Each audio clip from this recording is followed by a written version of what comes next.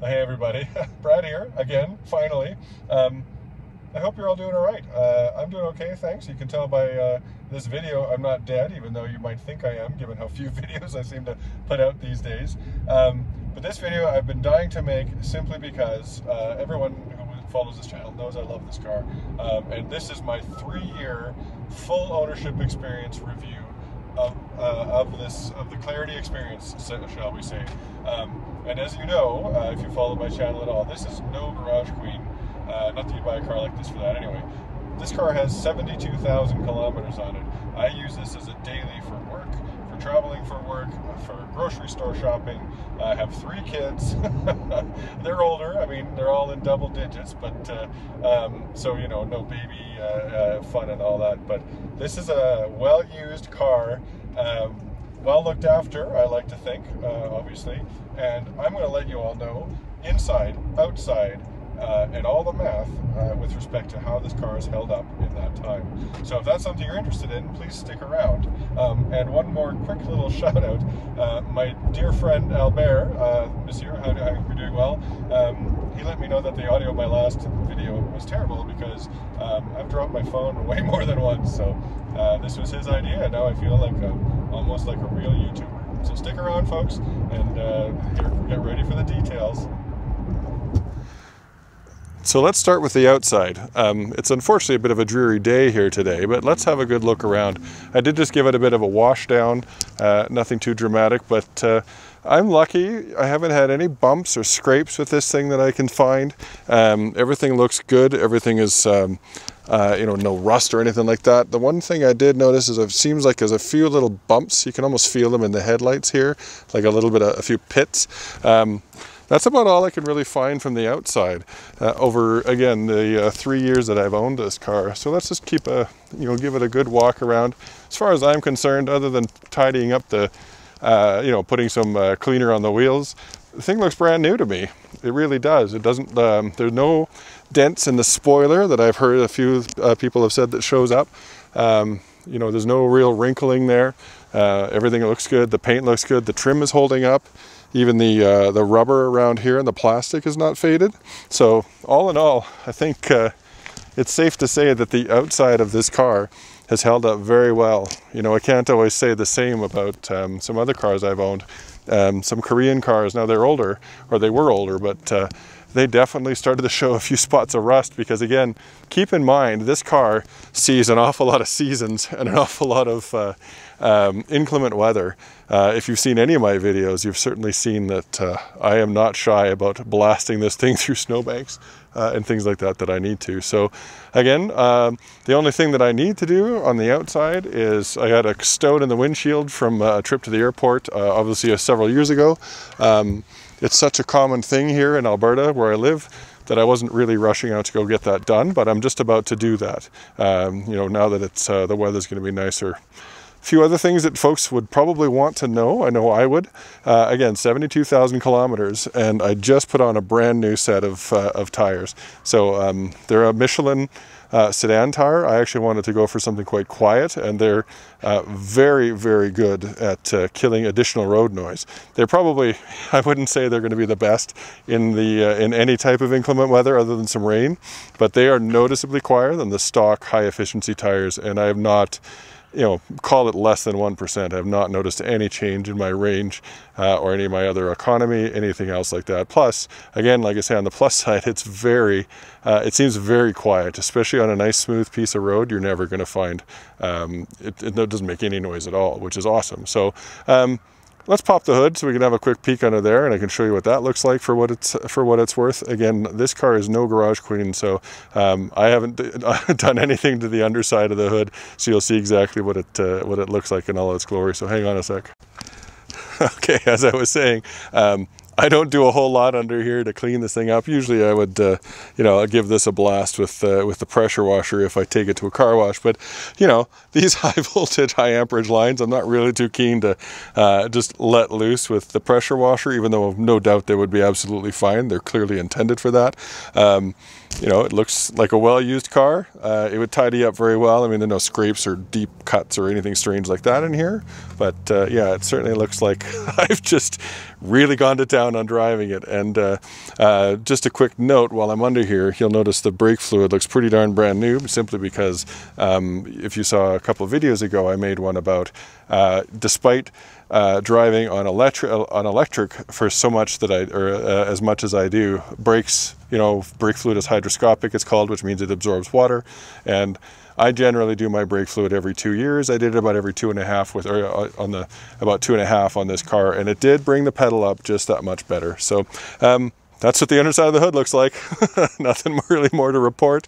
I'm due for a cabin filter change, and very likely, again, by any other measure, I'd be ready for an air filter change. But again, the thing sees so few ICE miles that I'm really not that keen on thinking it needs to be done. But I'll check when I do the oil next. What can I tell you about a trunk other than if it wasn't for the fact that I had this car detailed recently, you'd see all the hilarity that's in my trunk usually. It's very clean, it cleans up very nicely. Again, I've hockey bags, groceries, kids stuff, all that stuff in here. And the only complaint I have that is, it probably happens to you folks too, is every time I bump this with a bag, or if I don't, you know, if I try to close it when I shouldn't, it pops this whole thing off, and I just have to, you know, line it back up and then snap it back together. It's 2 pieces. You know, it's very obvious when it does come apart, but it obviously just covers all the, you know, the hinges and things like that. So, but it's not broken, it just pops off on me. And otherwise, the only trouble I've had with the trunk is if there was something blocking it, which I don't remember exactly what, it would just beep at me and continue to pop back open. So it was some type of failsafe that I was tripping. But that's the trunk. But now let's move on to probably the arguably the most important part, and that's the inside. How's the inside held up after all this time? So let's get in there, shall we? Oh, there we go, let's zoom out. So starting here, again, I have the tan interior. Perhaps a bold choice for a guy with 3 kids, but you know, you can see again, this is a well-used car. I'm someone who tends to pivot my foot right there, so I've almost worn through that carpet. Oddly enough, I have another one, and in 72,000 kilometers, my heel has actually worn a hole in the carpet on the top. Not in the rubber ones, clearly for winter, but I think it's the sharpness of the heel of my dress shoe that have done that. But otherwise, look at the high-touch surfaces. I always drive with my elbow here or here. You know, you see finger marks in this suede stuff, but it looks brand new. You can change you can see my fingers leaving marks in it. So if you think it looks dark, it really isn't. You can see how I can take that out. The plastic is held up. This recycled plastic faux wood trim is done well. Even this really hard stuff down here. A few scratches, again, mostly from the toe of my boots. But when I did have this detailed, it all came back, so it looked brand new. Again, same with all this stuff. It's just it's just dusty and dirty, and I should have done this video 3 weeks ago, right after I had it detailed. It looked brand new, but you know, this is also a very real world approach to it. So I do wear jeans almost constantly now. I don't need to wear my suits anymore because no one's going into the office. So you can see how there's some jean stain, some denim stain, right, even into here. Again, the detailing took some of that out, but this is pretty much how it's been. And again, I'm the principal driver. I've done probably 71,000 of those 72,000 kilometers, and practically all with jeans. You can see a little bit of wear showing up in that bolster, but these have held up well. They have all their support. Again, just a little bit of some denim dye, and that's about all we have to worry about. Let's step inside and have a better look. Inside now, I know some folks have complained about the A-pillar rattling. I'm lucky. I haven't had any of those challenges that people seem to have had. None of this stuff makes any noise. The gap, I don't know, I'd have to look at another one up close to see if that gap is larger than it should be, but I mean, have a look. This thing looks brand new. Almost. I won't say it's completely, but you know, that suede-like material. Again, this stuff, my daughter likes to put her feet up there when we're stopped. I always tell her to put them down, but that looks brand new. Again, all this stuff looks new. You know, it's not like we're kicking at it a whole bunch, but it does, again, see an awful lot of use. So you can see my cracked windshield there. you know, have a look. The other side's the same, certainly down by there. You can see that my youngest likes to use that to open the door. This seat, I'll go out to the other side too and open the door, but it is held up like brand new almost. Let's do this. Simply because, again, folks that sit in there, I mean, my daughter wears her school uniform, my youngest daughter that is, my other ones will wear jeans, but the denim hasn't bled into this, and this seat, again, looks practically brand new. While I'm here, let's do the console. This is my approach to the best way to have an iPhone mount. So I've got a couple of these Scosh things. They look terrible on the back of my phone, but those are some rare earth magnets, and my phone sits right there, and it never moves. So that's really cool. The buttons have held up well. All of this, my fault, and it's not the fault of the cars, is I occasionally I'll set my coffee mug here when I'm, you know, getting the kids off to school. I'll set it there while I put my seatbelt on, and I'm responsible for those scratches in the trim. Now that's just plastic.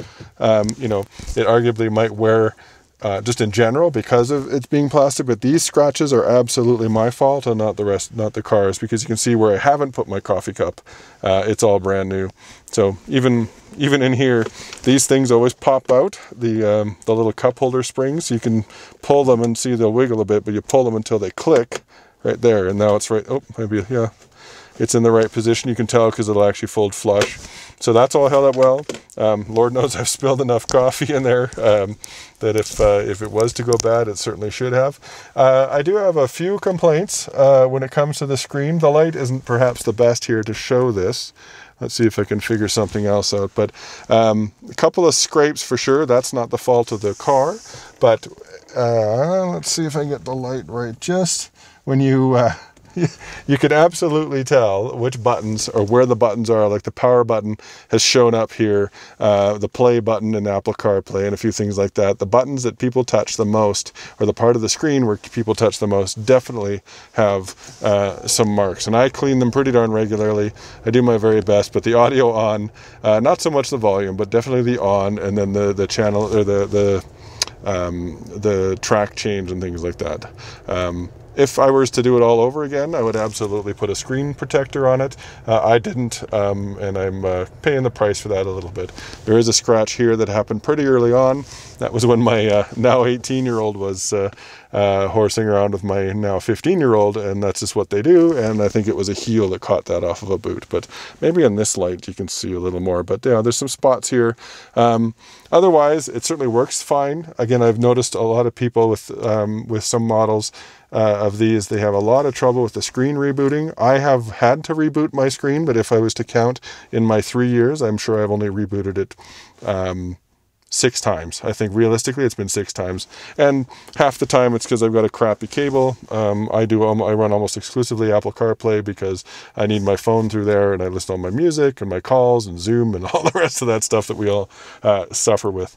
The other high wear area in the car is, of course, the armrest. I always sit with my arm on this. I'm a tall guy, so I kind of feel like I got to put myself somewhere. It's held up just fine. There's no deformation in the support. It still feels nice and soft. It's not stained. You know, it comes right back up to look brand new. So, and as I was saying about the carpets on this side, they're dirty, but you can absolutely tell that the passenger side is not wearing the same way the driver's side does, simply because I'm not sitting there rocking my heel back and forth constantly. So let me slide into the back seat just so you can have a thorough look at how this thing's held up, and we'll go from there. Hang on one sec. I'll film this from getting in. So again, I have my kids. Most of my driving is alone. We all know that that's kind of the deal, but you know, I've got 3 kids and hockey gear and all the rest of that. So when the seats fold down to hold the hockey sticks, that's a nice thing. But all of this is, I mean, it looks brand new. Everything feels new. It's a little dusty, but and other than the occasional sticky thing that I find that my kids have left me, this looks like a brand new car. Don't mind my angle grinder. Obviously, I have a few projects on the go. So I'll say it again. I'm 6'2", and this is obviously me sitting behind myself. I have lots of knee room. I'm perfectly comfortable with this. My feet are fine. Let's turn this around and awkwardly look at my head. But there, you know, it's a little bit on the thin side. Obviously, I'm going to wear what's left of my hair out. But otherwise, I've sat back here as my 16-year-old at the time drove, and it was perfectly comfortable for 3 or 4 hours. I wouldn't want to do 8 hours here. I'd probably get a crick in my neck, but otherwise, it's a pretty comfortable place to be. Other aspects, you know, this gets kicked with you know, dirty boots in the winter all the time, and it looks brand new. None of this stuff is broken. Actually, they still feel quite stiff as they were from the factory. All this stuff. My kids use the cell phone, you know, obviously the smartphone pocket a lot. You know, it's all held up very well. There's no complaints I have about anything to do with the longevity of the interior here in any capacity. And again, I'm not someone who just, you know, looks at it and polishes it. This thing gets well used through all the months of the year, you know, including some of those really nasty winters. So everything else, you know, looking at the back, I still love this as a feature, the window to look through the bottom half of the rear hatch there. I find I use it constantly because, again, this is a very high deck, which is great, but it does leave you that blind spot below. And of course the camera is fantastic, the rear view camera, but that thing I use constantly when I'm trying to maneuver around, especially in some tight spaces. So what else can I tell you, folks? The interior of this car has held up exceptionally well. Like I say, other than a few spots, I would say it almost looks brand new. Let's see if I can focus in on something maybe. I would buy this car again for that. There's zero complaints about it from there. So again, if anyone has any questions about it in particular, I'm all ears. But other things that I would be concerned with, you know, are there any squeaks or rattles or errant wind noise? And the answer to all of that is absolutely not. The car is exceedingly quiet when, especially with these better tires, but even then it was not obtrusive at all. There are no squeaks or rattles. In fact, it annoys my daughter when I occasionally leave change in that pocket so that my other daughter can get a treat from the store. And the only time this car has any noise is when the change in that pocket rattles when my other daughter's listening to music. So this car is exceptional. You know, the recycled materials, the suede, all that stuff. I mean, it could have been a big question mark, but it's all hard as nails, it seems, and it has held up exceptionally well. Even the buttons that you push every day have done exceptionally well. So now, thank you for sticking around this long. Now I'm going to get to the meat of all of this, which is what's the math look like for owning one of these cars? Because again, there's quite a premium to be paid for the plug-in hybrid step up over, you know, the standard Accord, if you will, that looks almost the same but doesn't have that. So let's get to that.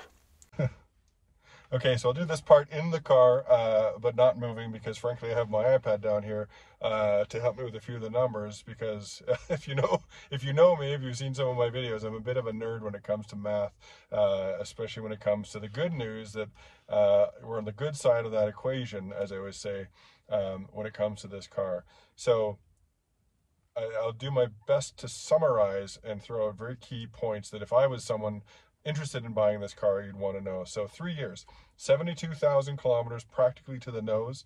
No, I didn't really plan it that way, but, you know, give or take a day or two kind of is where that ended up. So what is that, 47,000 miles, something like that. So again, this is a daily driver. I've crushed this thing like a lot. You know, I've had 5 people in here, I've had hockey gear, I've had pets, I've had all kinds of, you know, it gets used. I don't buy cars not to use them. So COVID last year obviously knocked about 6,000 kilometers, you know, 4,000 miles off of my kind of annual total. The first year, let's see, I did about 22,000. What are we talking about here? Hold on. Yeah, 21,000, just shy of 22,000 kilometers in my first year. In my full-on second year, I was pretty much bang on 50,000 kilometers, actually. So that was pretty interesting. So the difference between that and now is clearly the 22,000 that I've added on top. 22,060, so plus or minus just a few. So again, for those of you who may or may not be so new to or aware of this car, 17 kilowatt hour battery. Where I live, I'm capped at 9 cents per kilowatt hour. So you times that by 9 times 17, that's what it costs to charge, in the case that you can charge this thing from bottom to top, which you never can, because there's always 2 bars out of 10 or whatever that sit there so that it can run in HV mode. So in my ownership, I have charged this car 1,091 times on my level 2 charger in my garage. So that has cost me, realistically, I've had to do a little bit of estimation there, about $1,350 for that time. And I have driven on those charges 54,500 kilometers. So I'm at 75.8% on EV on this car. So 72,000 kilometers.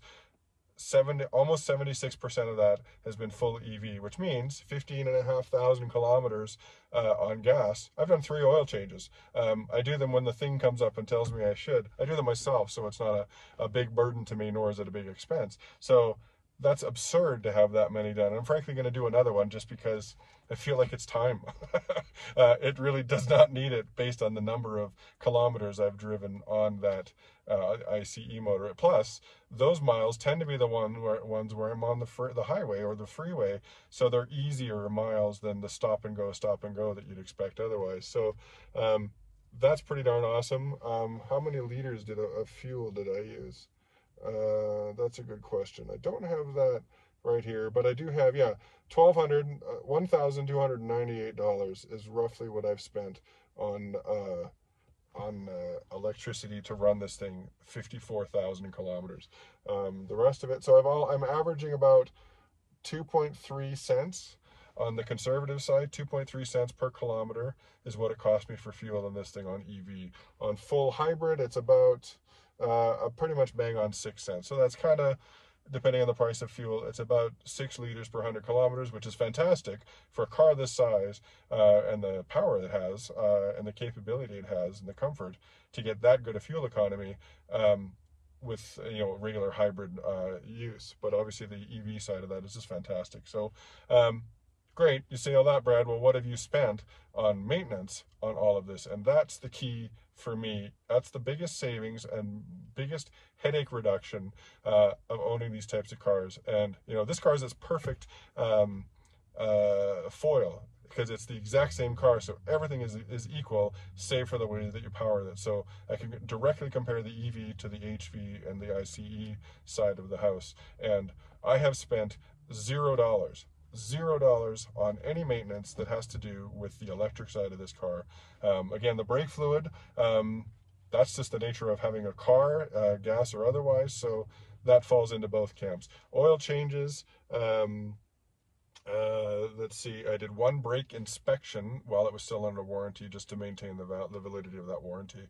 But again, in all of that time, 54,000 kilometers on EV, I've spent $0 on maintenance. After 3 years, I have not noticed any degradation, any perceptible, that's probably the right word, degradation in the EV charge. Again, once the weather hit 20 degrees Celsius, we were getting 85 kilometers per charge. It just goes right through the roof again, and I love it. Clearly in the winter, when it's minus 30, there's nothing you can do about that. That's when the thing starts to use a fair amount of fuel, because it just, unless you want to freeze to death, you have to have the gas motor on to get any heat out of the car at all. And it obviously, when it's only on EV, it chews through that battery really quickly. Again, mostly just to keep the heat on the inside of the car. So again, driving these two cars side by side, fuel notwithstanding, energy notwithstanding, it is infinitely cheaper to run electric than it is gas, again, because of the maintenance. There's practically none. As again, I've said, I've spent no money on the electrical side of this car. The ICE is for a car that has oil, it's very inexpensive. There's no timing belt. Spark plugs will last forever. What else can I say? Like I said, did the brake fluid. It's time for the air filters probably, but those are $20 probably.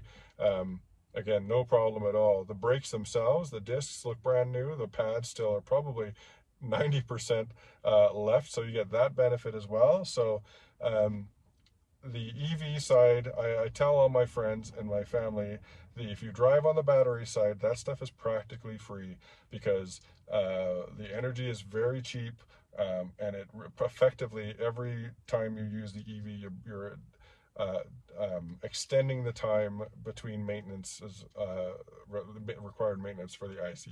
So the more you can obviously pile into the left column, as in the EV side, the better. So again, sum it all up, 3 years. I did have 3 recalls for the way it calculated range and a few other things, but I took care of that when I took it into the dealership once, as I said, once for that, and the brake inspection to keep that under warranty. So everything else has been great.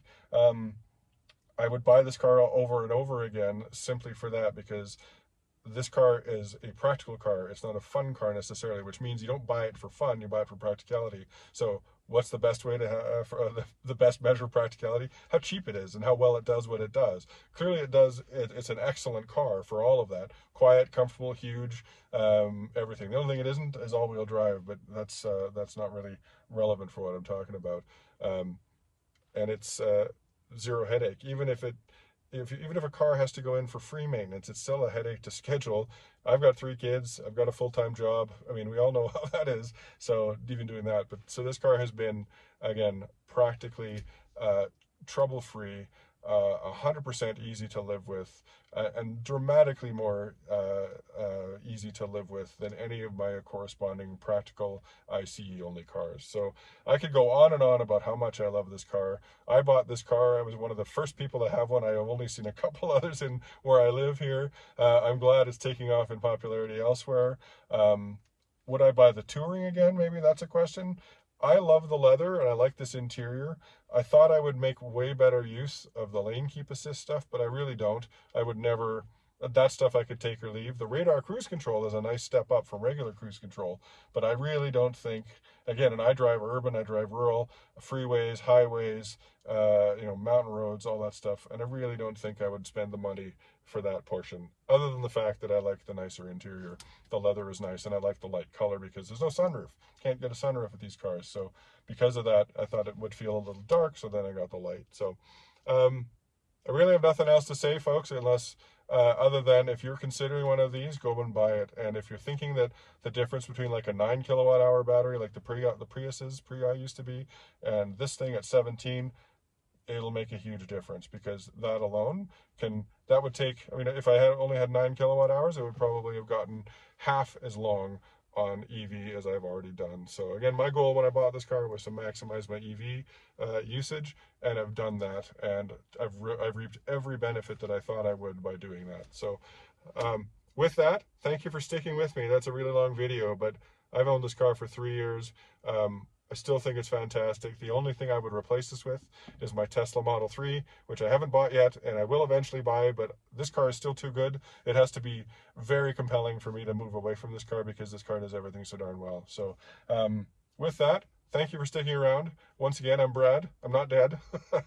I hope all of you are doing well through all this COVID craziness. And I thank you all for your comments, your criticisms especially. That's good too. And certainly your friendship that I've uncovered over this. And Mr. Paquet, I'm speaking almost exclusively to you, but that takes nothing away from all of my other friends that I have met through all of this. So I wish you all well, and I'll see you all in the next video. Don't forget to hit that subscribe button.